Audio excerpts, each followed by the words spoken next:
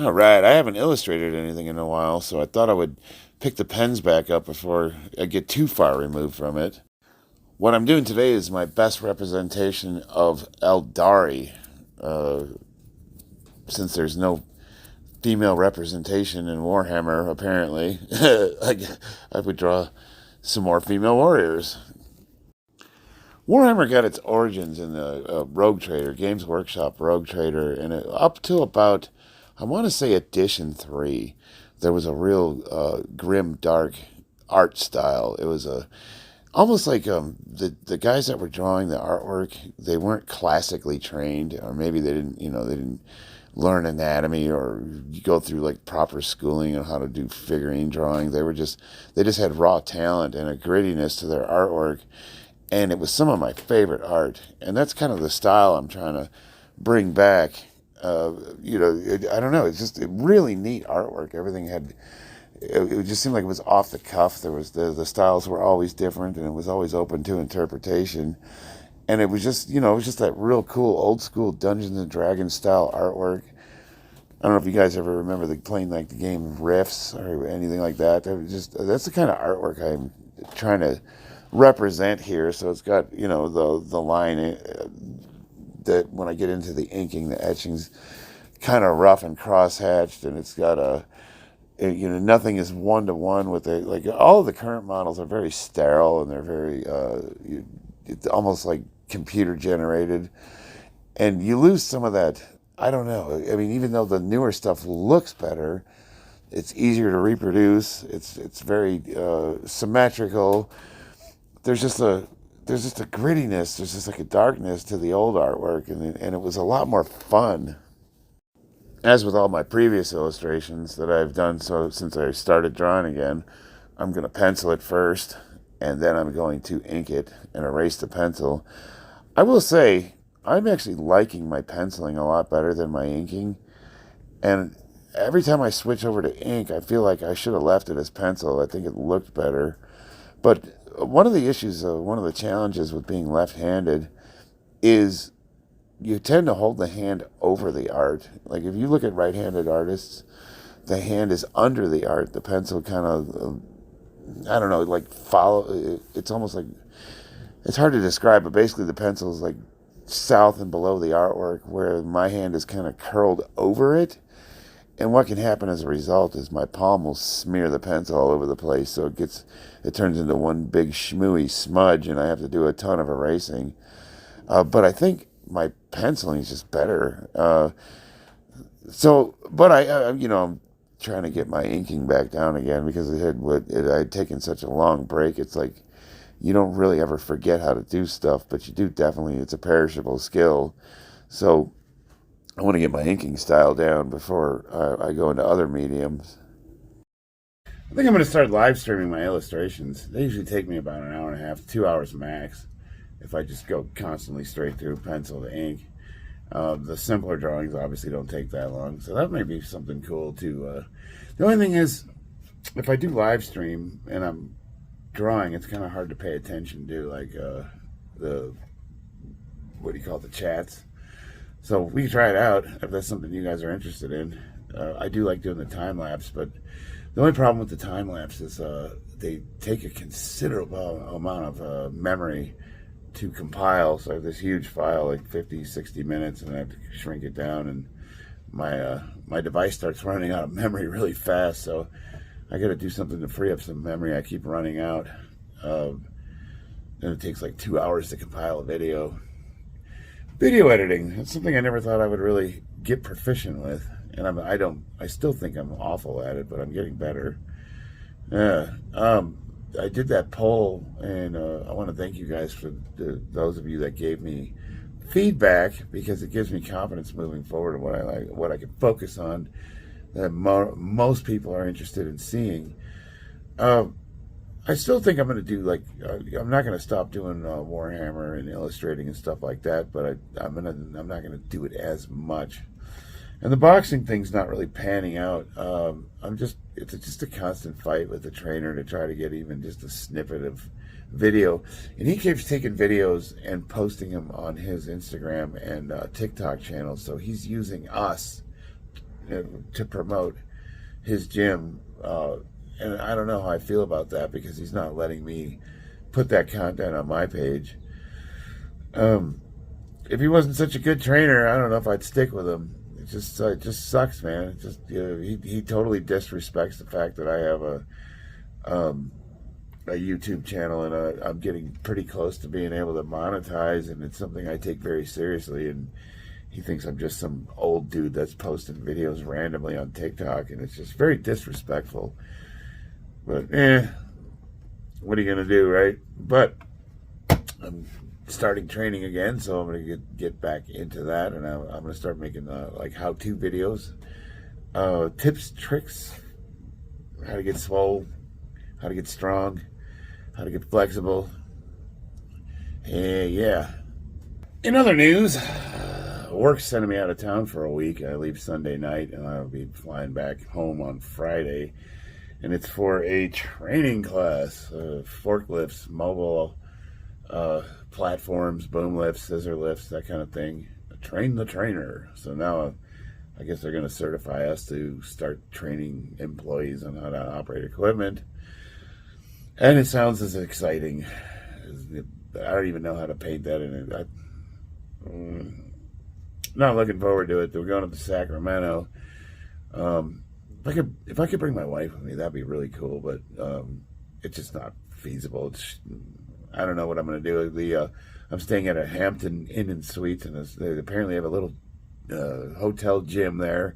Probably have some 35-pound dumbbells, so maybe I can do some footage, some training footage. Me in a hotel gym. That'll be interesting. Oh, you know what? I don't know. Maybe I'm sure they have gyms around the area. I'll find something. I'll find I'll ask if they have any like serious powerlifting or bodybuilding gyms, and maybe I could do like a little tour, set a camera up. I've never spent any time I've been to Sacramento, but I haven't really spent any time there, so I don't really know the lay of the land. So it's going to be a quiet week next week, and these classes are 8 hours a day, and it's half classroom, half field time, and I got to put a harness on, and I used to drive all that stuff for a living, but it's been years since I've had to operate any of that crap, and I'm not looking forward to it. I'm acting excited. Oh yeah, I get to spend a week with you guys, the safety department. I don't know what to say. So I got that going on. Last week I did an animation review, and I was wondering what you guys thought of that, because that's something I could start doing once or twice a month. As the new shows come out, I like to watch them, and I can start doing reviews or like lore stuff, thing for people that are maybe curious about this little fantasy universe we like to lose ourselves in. If you guys are interested in that kind of thing, I can start doing those. That was a fun video to make. All I had to do was kind of rip the recording, and then I modified it enough to where it wasn't copyrighted, and I just talked over it and I gave my thoughts, and I got a really good response from it. I had a lot of views. A lot of people watched that. I got a lot of negative comments too. I know, man, I'll tell you the one thing I don't like about the fantasy community, like sci-fi, tabletop games, Halo, Warhammer, all that stuff. The people the ideologically possessed people are just insufferable, and a lot of them, I noticed a lot of the comments that I was getting, they didn't even watch the video, they just saw the thumbnail. And I'd start getting like these huge dissertations of huge criticisms where people are telling me what I believe and what I think, and they didn't watch the video. And that shit gets old. You can't even, like, how do you even respond to it? It's like, you didn't watch the video. I actually agree with you on several points, but which you would know if you watched even 5 minutes of it. So that's just, I don't know. I guess that's just a feature of YouTube. It's just one of those things you got to deal with. I always thought the lifting community was mildly annoying. You got your fair share of online coaches that are always correcting you, even though they can't, even though you're like 10 times stronger than they are. It's like you always have those people, but nothing, absolutely nothing compared to the fantasy universes. It's the vitriol, the hatred, and just the being possessed by ideology. Like I have to wonder, do these people really believe this stuff? Some of the nonsense they spout, it's like, do they really believe that? It's so illogical to me that I just don't understand how anybody could believe it. But I don't know, man. You look at like the assassination attempts that's going on with the former President Trump, and I can understand why people think that he is Hitler or a Nazi or whatever, because that's how the media's portrayed him. It's a dangerous game they're playing. But again, it makes me wonder. It's like there's a huge population percentage that only gets their information from legacy media, and it's all false, fake. It's fake news. It's like there's so many with YouTube and social media and like all the forums and boards online that you can read and interact with people. You get a better sense of what's really going on in the world, and it's so easy to find. It's credible information is what I'm looking for. And you just know that the like CNN, MSNBC, all those legacy, Fox News, they're all just spin. It's it's political spin, and they all represent an ideology. And I just don't understand how people don't understand, like they're being lied to. They take things out of context. Well, it's the same thing I'm dealing with. It's like sometimes I wonder if these people realize that they're being used to push an agenda, and I don't know. I don't have a Twitter account, an X, so I've had people like threaten to cancel me before, and I'm like, what are you going to cancel? Get me fired from my job? Like, I work construction. I mean, they're all conservative. Just the whole idea is silly to me. But then every time I go online and I look at some of the conversations they're having, and it's just like, wow, these people are yelling and screaming at each other, and they're like threatening to, come to your house and kill you and that kind of stuff. And it's just like, whoa, man, just for having like a mildly different opinion or not liking the same things you like, you're gonna literally like threaten to harm somebody. Like, this just doesn't even make sense to me. It's like a mass psychosis. And I just wonder how much of the actual population is represented, like truly represented, by the ideology that a larger percent of the population is getting behind, and it's almost like they're deriving social currency from it. And I keep putting myself out there, and I'll tell you why, because I find the conversations fascinating. It's just so funny to get these people going, and then read the responses that they leave, and it blows my mind. It's free entertainment, if nothing else, just like trying to understand what makes people tick. And I just I wonder where all the normal people are. Like, when in your day to day, when you're outside interacting with people and people you work with, you guys, most of my audience, we all seem to have similar opinions. We 2 + 2 is 4. The sky is blue. The world is not flat. But online, it's just like, you would think, this is the big reason why everybody hates America now. America's always pushed culture. We were all of the other countries, especially first world, would always try to emulate or mimic America. Whatever fashions America came out with, you'll see it trending across the world. Well, that's not happening as much anymore, and people are really starting to hate Americans because all they're seeing is what's represented online in these social media outlets, and they think that we're a bunch of weak beta males with these arrogant, aggressive feminists, and everybody's trans. Like, we're all a bunch of gay and trans people. Like, that's our whole society. And it's just, yeah, if that's all you did was spend time online and you lived in the comments section, I can understand why they would think that. It's crazy. But then you go outside and, I understand the condescending phrase that's in our parlance right now is touch grass. Go touch grass. It's like the liberals would say, go read a book, educate yourself. Then we say, go touch grass, dude, get outside. But it's true. If you go outside and talk to people in your day-to-day interactions, do you come across anything that's remotely even close to what you read online? It's two different realities. And it's, you don't want to get too caught up in that. Knowing that it's fake and it's just not real, you don't want to get too stuck in it. But I would be a liar if I didn't say it was kind of a guilty pleasure. It's like sort of fun to get people going, and I do like, and you know, I meet a lot of good people that way too. There's a lot of awesome communications to be had, and since our country was shut down, we have become much more online, and a lot of us have these parasocial relationships with people that we've never even met, and it's a lot of us we have a lot of friends that I talk to more people online, and I call you friend more so than I do in my real life. I have way less friends in real life than I do online.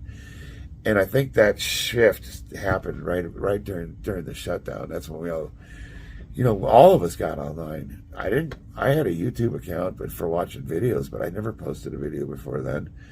And now it's like, I have genuine, real relationships with people that I've met online, and I think now that that's happening, it's a lot easier for people to get stuck in these bubbles where more and more you refine yourself down to people that only agree with you and only see the world the way you do, and that's super dangerous because we're getting it's almost like taking too much antibiotics. Your body, if you don't, we're becoming resistant to them. Well, we can become resistant to alternative points of view too. And I've said it before and I say it again, and even though the left and the right really hate each other right now and they don't see the value in having the other, you really do need that balance. And historically speaking, our country, except for times of great pressure, the Great Depression, the Civil War, things of that nature, we have had a pretty balanced opposition, and we were, for the most part, there's compromise, and our laws and legislations show that. Yeah, our country's not perfect, and there's been a lot of injustices, but one thing I love about America is that we've always, even though it does take a long time, we've always strived to correct those deficiencies. It's like we abolished slavery. You can't say that about a lot of other countries. Historically, there's still slavery going on right now, today. English common law and the Western civilization abolished slavery. That's huge. And yet we also guilt each other right now more than any other society in history. So not only are we more moral than other societies up to this point, but we're also more angry about it. Is that the right way to say it?